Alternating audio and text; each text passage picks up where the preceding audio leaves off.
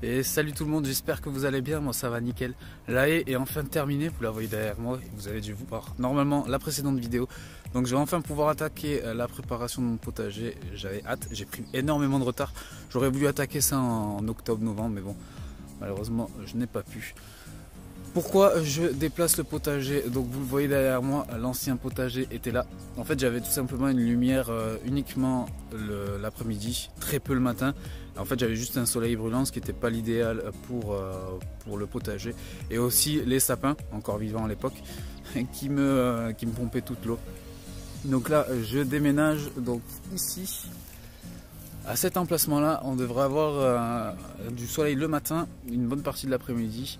Et en fin d'après-midi, on se retrouve à l'ombre, comme c'est le cas actuellement, protégé par je ne sais pas si vous allez voir, un tuya immense.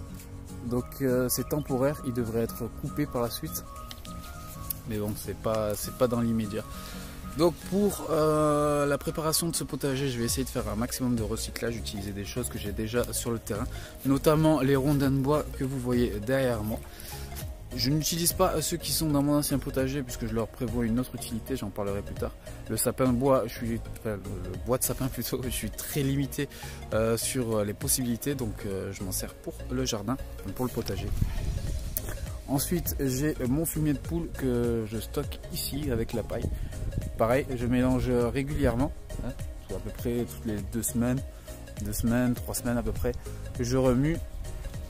Ensuite, j'ai fait apporter du fumier de cheval. Donc un grand merci à Lionel. Lionel, si tu regardes cette vidéo, je suis sûr que tu vas la regarder. Un grand merci à toi.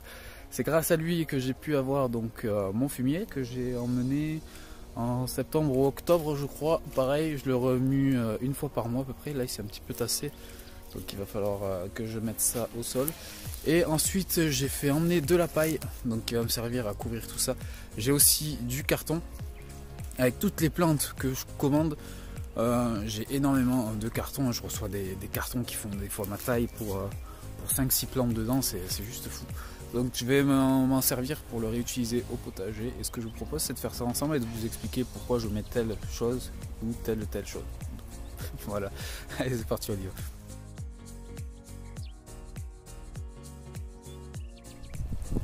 La première étape, ça va être de définir les emplacements. Pour ça, je vais utiliser les rondins des sapins que j'ai découpés. Donc ils font une longueur de 3 mètres pour ceux-ci, à peu près. J'ai compté 3 pas, d'ailleurs j'ai pas pris le mètre pour mesurer chacun des rondins, sinon ça m'aurait pris une éternité. Donc environ 3 mètres et pour ceux-ci 1 mètre. Alors j'ai fait des planches de 3 mètres carrés, pourquoi? Parce que je souhaite avoir la même surface cultivable sur un minimum de surface au sol. Je sais pas si ça paraît clair dit comme ça. Mais en fait, en termes de surface cultivable, j'aimerais garder cette même surface puisque l'année dernière j'ai eu du mal à m'en sortir. Et cette saison-ci, j'aimerais faire les choses bien et avoir une surface correcte, on va dire. Je ne vais pas chercher à agrandir, j'ai assez galéré comme ça. Et utiliser le minimum de place au sol en fait pour pouvoir faire autre chose du jardin, avoir des herbes qui poussent, laisser des coins sauvages, tout ça. Donc c'est pour cette raison-là que je prends des planches de 3 mètres carrés.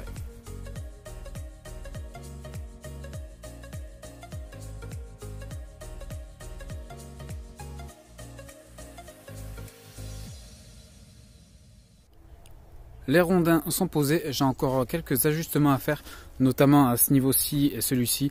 En fait, il va tout simplement falloir que je tronçonne un petit morceau de façon à pouvoir compléter la ligne. En termes de surface, on se situe à peu près à 24 mètres carrés, donc cultivable. On est un petit peu moins que ce que j'avais la saison précédente, mais par la suite, il va y avoir une serre ici. Alors, je ne sais pas trop si je partirai sur du polycarbonate ou de la bâche, mais on va avoir une petite surface, je pense à une dizaine de mètres carrés. Puisque celle que j'avais la saison précédente, celle-ci m'a lâché, donc bon, vous voyez déjà la tronche qu'elle a. Donc ça, c'était déjà la saison précédente avec les piquets qui avaient lâché, mais là cette fois c'est carrément la bâche qui s'est déchirée. Donc il va falloir que je m'en sépare et partir sur quelque chose de plus grand, de plus professionnel, on va dire. Étape suivante, je vais venir aérer ma terre. Pour ça, chacun a sa stratégie. Il y en a qui vont utiliser un motoculteur, d'autres ne vont carrément pas toucher à leur terrain. Je pense à quelques-uns. Il me semble que mode du jardin d'Aleki ne touche pas. On n'a pas de grelinette ni quoi que ce soit, juste un paillage. Donc moi pour ma part ce sera grelinette. Je vais venir aérer tout ça. Grelinette, rappelez-vous que j'ai eu gratuitement à Auchan. Donc un grand merci à Auchan s'il passe par là, même si ça m'étonnerait. Mais donc je vais m'occuper de ça.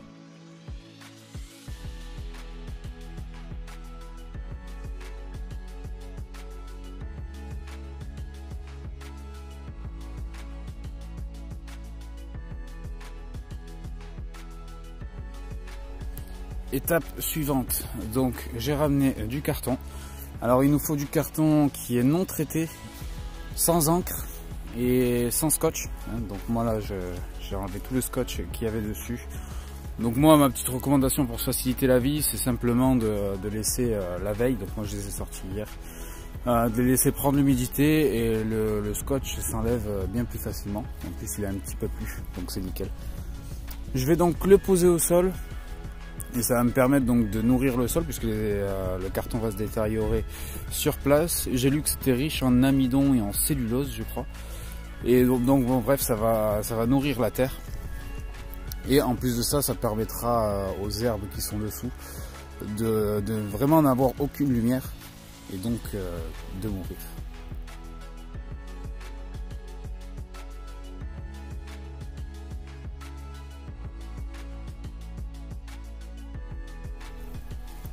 Le carton est déposé sur les planches de culture, alors pas toutes. Je pensais avoir assez de carton, mais au final non, pas du tout. Mais bon, c'est pas un souci, hein. Le carton c'est pas une obligation pour le potager. L'étape qui va suivre maintenant, ça va être de récupérer mon fumier de cheval qui est là depuis octobre, si je dis pas de bêtises, octobre ou novembre, qui a été remué régulièrement. Et je vais donc venir déposer ça sur mes planches de culture. Alors ça va améliorer la structure du sol et ça va aussi alimenter la vie du sol en matière organique.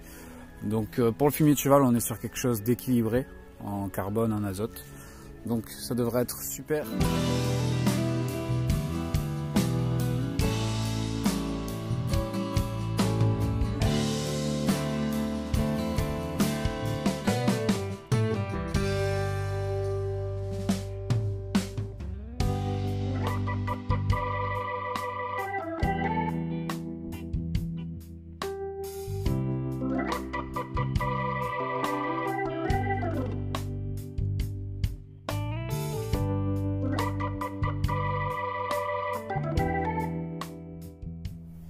La totalité de mon fumier de cheval a été utilisée.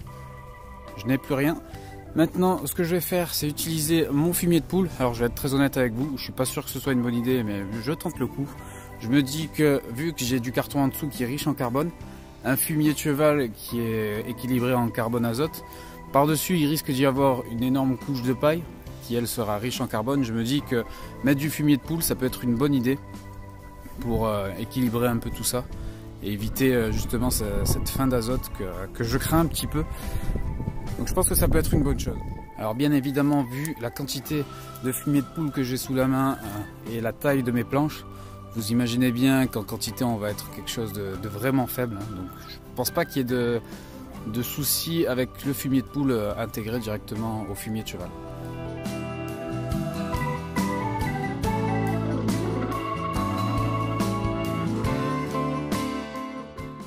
Le fumier de poule a été mélangé au fumier de cheval. Vous avez vu, il y a peu de quantité. Donc je pense que ça ne devrait pas poser de soucis. L'étape suivante maintenant, ça va être de pailler les planches de culture. Alors moi, pour ce faire, j'utilise de la paille que j'ai fait venir d'un agriculteur du coin. Je ne saurais pas vous dire si c'est de la paille bio ou non. Honnêtement, j'en ai absolument aucune idée. Mais en fait, l'idée, ça va être de couvrir les planches de culture de façon à préserver la vie du sol en fait, des températures extérieures. Je pense notamment au froid qui devrait arriver d'ici peu. Et en fait, ça va protéger cette vie-là qui va pouvoir un petit peu manger toute cette matière que j'ai déposée sur mon sol et avoir une bonne terre. Alors, ce ne sera pas immédiat, mais dans les mois qui suivent, ça devrait faire un petit peu son effet.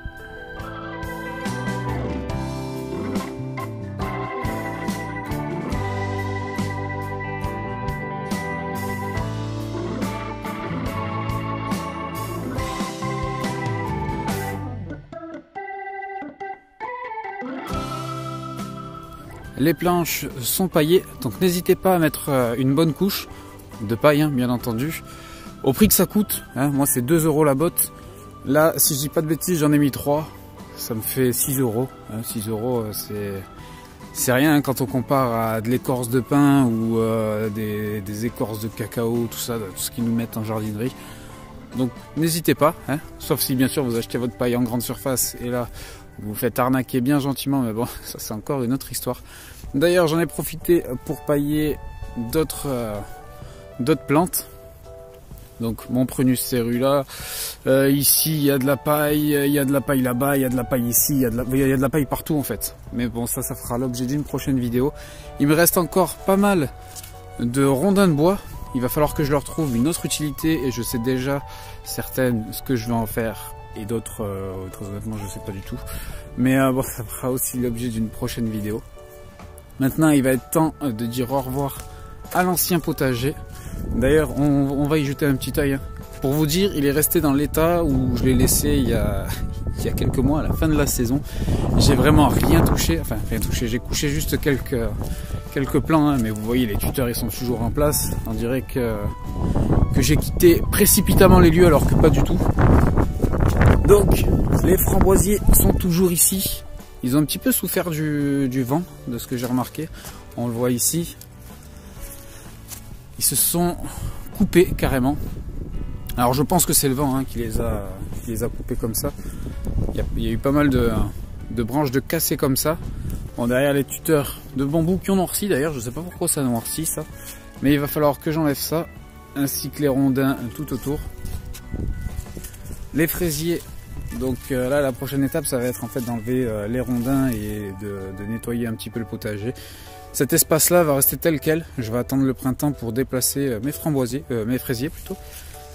Et comme vous le voyez, j'ai eu aucun rejet, ça c'est ma grande tristesse. Pourquoi, je sais pas. Mais bon, j'espère que ça ira mieux la saison prochaine. Ici, c'était ma planche de fleurs. Alors, je suis vachement content puisque derrière, ça a bien refleuri. Bon, j'ai pas fait d'autres vidéos entre temps, mais vous le voyez, hein, ça a bien repris. Il y avait quasiment plus rien. D'ailleurs, il y avait même des plantes là avec des graines dedans qui avaient germé. C'était juste magnifique. J'essaierai de vous mettre une photo. Ah ben, on voit un petit peu ici. Mais j'essaierai de vous mettre la photo en question puisque là, ça ne veut pas faire le point. Derrière, on a les artichauts. Rappelez-vous, ils étaient tout petits. Et depuis que je m'en occupe plus, ils revivent. Donc je pense que c'était un manque d'arrosage. Je ne sais pas si je vais les laisser là ou les déplacer ailleurs au potager. Très honnêtement, je ne sais pas du tout. Derrière, il y a quelque chose qui a été implanté. Je vous montrerai ça dans une vidéo. Bah ouais, je dors pas. Hein. Je dors pas quand la météo ne me permet pas de couper des arbres. J'étais sur d'autres chats à fouetter, comme certains diraient. Ici, on a les blettes qui sont toujours en place. Donc celle-ci avait été montée en graines. Je laissais ça comme ça. Si l'année prochaine j'ai des blettes qui sortent seules, bah écoutez, tant mieux. Il y a encore les piquets que j'avais mis autour de mes poivrons. Je vous dis, j'ai tout laissé comme ça. Il y a encore les étiquettes, il y a tout. Il va falloir que je nettoie ça. La blette rouge qui est magnifique. Et pourtant elles avaient morflé. Hein. La plantation, j'avais quasiment plus rien. Elles sont reparties. Donc magnifique. Et voilà, derrière, bon, il y a quasiment plus rien à part les piquets. Ici, j'avais des patates que j'ai totalement oubliées. La zone était pleine d'herbes et c'est les poules qui sont venues me rappeler qu'il y avait des pommes de terre. Donc, bon, petite récolte, mais petite récolte quand même. Hein, même si je les avais totalement oubliées. Et derrière, il y avait du poireau. Bon, les poules s'en sont un petit peu occupées. Il en reste quelques-uns, mais pareil, je les ai un petit peu oubliés. Et ici, j'avais un petit radis noir que j'ai ramassé. Et comme vous le voyez derrière, il y a pas mal de choses de pailler, pas mal de choses de planter aussi. Mais comme je vous l'ai dit, je vous montrerai ça dans une prochaine vidéo. Et voilà les amis, c'est sur ce potager de 2019 que je vais vous laisser. Et 2019 donc se termine, 2019 commence. À force de manger des tomates, parce que je vais récolter des tomates les amis, je vous raconte même pas. À force de manger des tomates, je vais ressembler à ça là. D'ailleurs, n'hésitez pas à aller voir sa chaîne Permawill. Il le mérite, donc n'hésitez pas à passer lui faire un coucou de ma part. Donc voilà les amis, c'est là-dessus que je vais vous laisser. Et je vous dis tout simplement à la prochaine pour une prochaine vidéo. Je sais pas trop ce que ce sera, un petit garden-tour, des petits semis, je sais pas. Là c'est le retour des semis, on va y aller tranquillement. C'est là-dessus que je vais vous laisser. Je vous dis ciao tout le monde, à la prochaine.